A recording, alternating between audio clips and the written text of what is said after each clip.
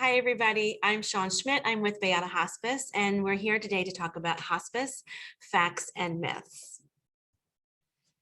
So just for yourselves to kind of start this presentation education, if you had to describe hospice in one sentence, how would you describe it? Just take a little piece of paper, pen, just jot it down. I'll give you a couple seconds to figure that out, and then we'll move on. So as we start, we'll talk about misconceptions about hospice. There are a lot of facts out there, but also a lot of myths. So we'll kind of go through a lot of the thoughts and misconceptions about hospice, and we can determine whether that's a fact or a myth. Hospice is a place. Oftentimes, people think that hospice is a place. That actually is a myth. Hospice is a service provided anywhere that you call home. So if somebody's in an assisted living facility or personal care facility, skilled nursing facility, or their own private home, hospice is a service that can be provided in that home. Hospice is also a philosophy. It's one of dignity and comfort and quality of life as well. I will die sooner if I choose hospice. Sometimes we do hear this a lot when people are trying to make the decision of doing hospice or not hospice. That is actually a myth. Would you be surprised to hear that those who choose hospice at end of life live longer than those who do not choose hospice at end of life? I think what people often think about when they say, I will die sooner if I choose hospice, is perhaps maybe a family member, somebody that they knew that had passed very quickly after they had been admitted onto hospice. Oftentimes, what that means is that patient was referred too late and probably should have been started on hospice earlier. If somebody is eligible for hospice, and when they become eligible for hospice, that's really the best time to get started on hospice to achieve the full benefits of hospice. We hear this a lot as well. You have to be ready for hospice. Oftentimes, a lot of people think that they have to be ready. That is a myth. You do not have to be ready for hospice. You just have to be eligible. Eligibility is based on Medicare. There's criteria that are put in place for somebody to be eligible for hospice. As long as you're eligible for hospice, that is a great time to get started onto hospice. We have found that if you wait till you're ready, sometimes that is waiting too long to get started on hospice. You must have DNR or do not resuscitate status to receive hospice care. That is actually a myth. It is not required to choose a DNR status while receiving hospice care. You may remain a full code if desired.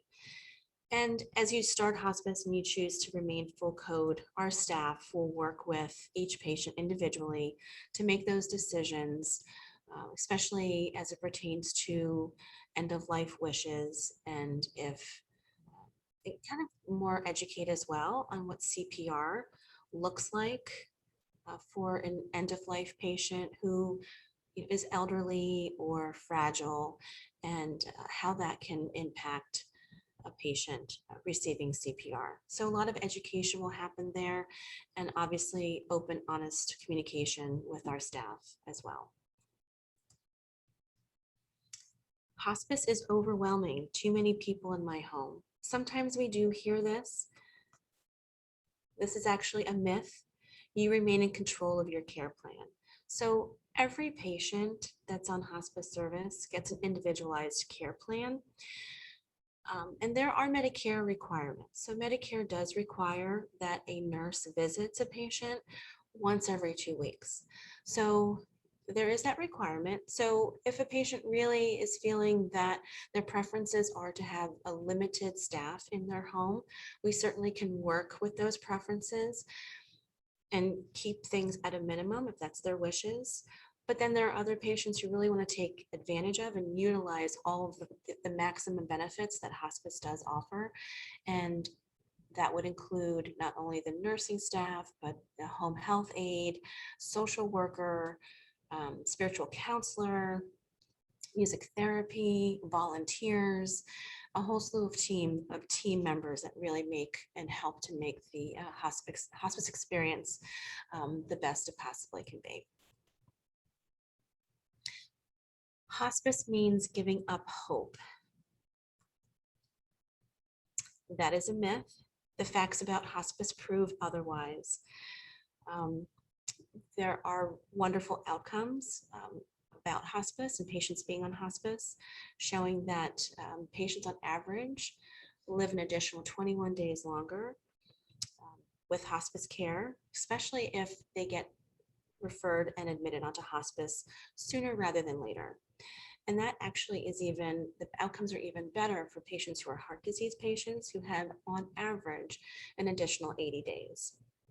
So hospice does not have to mean giving up hope. It actually means outcomes are better, better quality of life, more comfortable, managing pain and managing symptoms.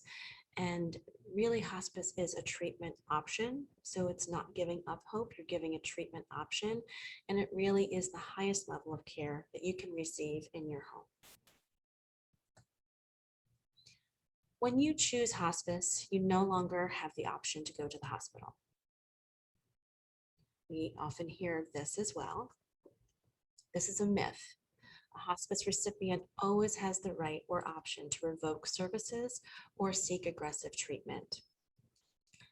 So this is a conversation that is very fluid. You will always be having with the hospice staff as you choose to go on hospice. Oftentimes people that do choose to go on hospice have the goals that they are no longer seeking aggressive treatment, or they are tired of going back and forth to the hospital. So you go into hospice, and of course that is, we're working with you to work within those goals as well. But if the patient were to change their mind and decide to seek aggressive treatment or wanted to go to the hospital, the Medicare benefit is, I feel, very flexible, and that if a patient does choose, their goals become different, that they can revoke off of hospice, and it's a very easy process. And that they can actually always go back on hospice if they want to. So it's a very forgiving, very flexible benefit. Sometimes patients end up graduating off of hospice. They become stable and they no longer qualify for the hospice Medicare benefit. If that's the case, unfortunately, they would have to get discharged off of hospice. But if they were to decline again and they needed hospice, they became eligible for hospice again. If they were to decline, they can always go back on hospice.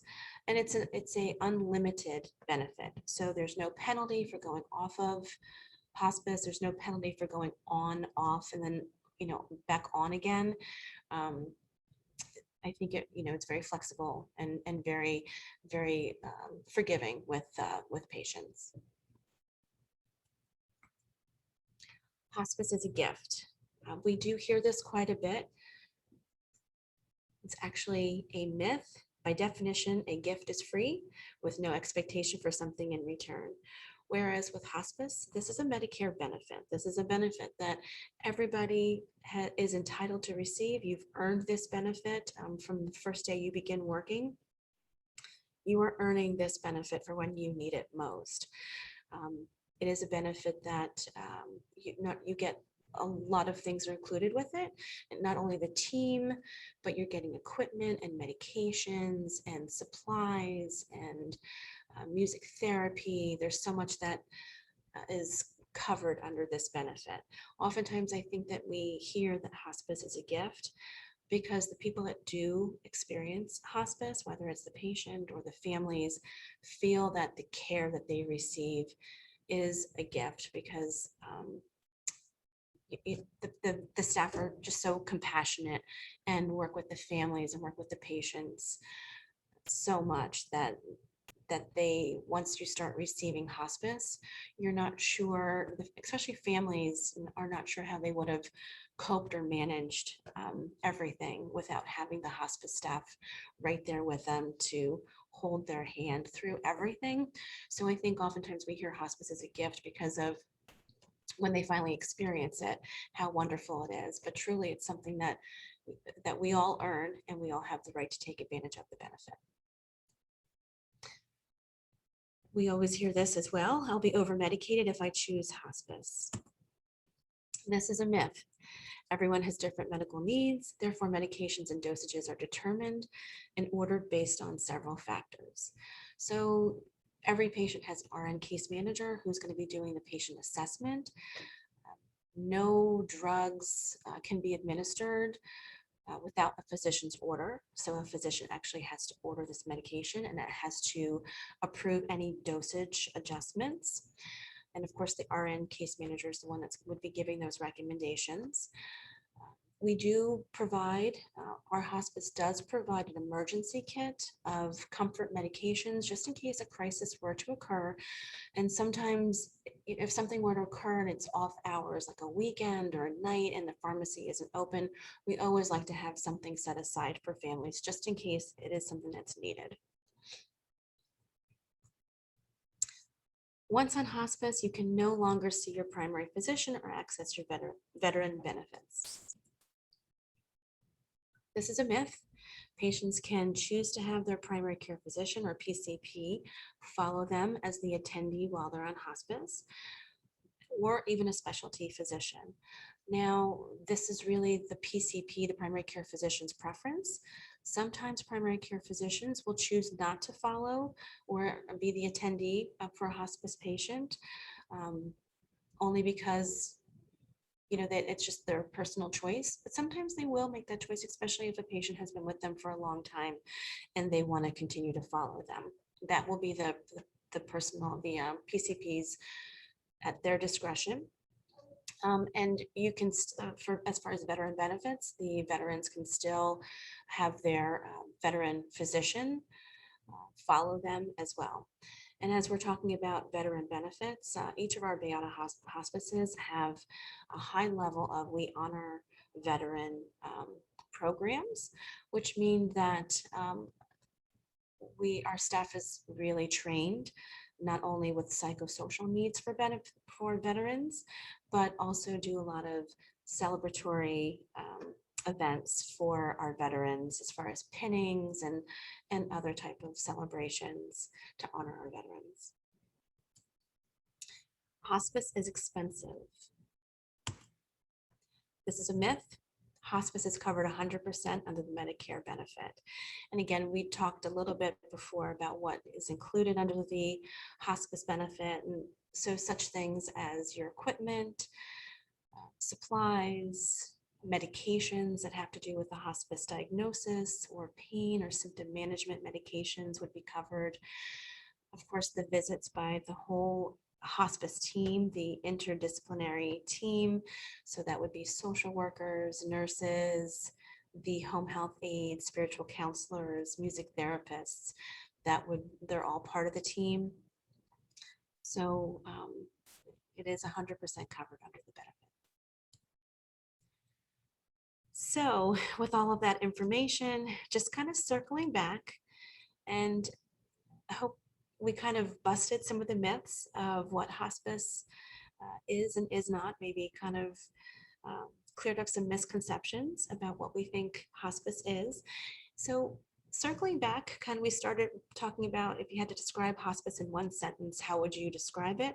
So switching gears a little bit, if you had to describe hospice now in one sentence after learning a little bit about what hospice is, how would you describe it? I hope that you have a different understanding about what hospice is and what the care that hospice can provide. And if you have any questions, please don't hesitate to reach out to the team at Alliance. I know that they'll be happy to help you with with any of your questions. Thank you so much for watching this video and have a good day.